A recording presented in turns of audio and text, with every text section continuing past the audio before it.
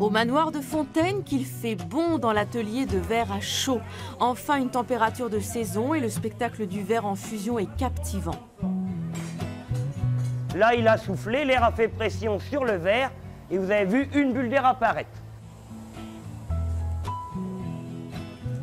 Il va encore développer un petit peu la poche d'air, laisser refroidir sa masse de verre et il ira en cueillir une troisième. Et cette troisième masse de verre réchauffe celle d'en dessous, ce qui va permettre de redévelopper la poche d'air. Mais avant ça, à l'aide de la mouillette, il envoie du verre incolore vers l'extrémité de la paraison. Et là, il va créer un choc thermique à l'endroit de la séparation à l'aide de quelques gouttelettes d'eau. On voit vraiment que le vase commence à prendre forme. C'est indéniable que cette fabrication représente vraiment un art. C'est plus seulement un geste technique, mais c'est un art. Oui, on a envie d'acheter quand on voit ça.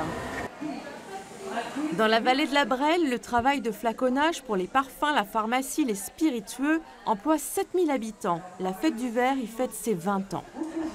Si on interroge les locaux, on leur demande ce qu'ils pensent du verre. Oh oui, le verre, je connais. Effectivement, ils connaissent un petit peu ce qui se passe dans la vallée au niveau du flaconnage, mais le reste du verre, ils ne le connaissent pas vraiment parce qu'il faut effectivement faire des parallèles avec le bois, avec le bronze, avec la pierre ou même avec la peinture. Et ça, ils n'ont pas forcément tout à fait le loisir d'y arriver.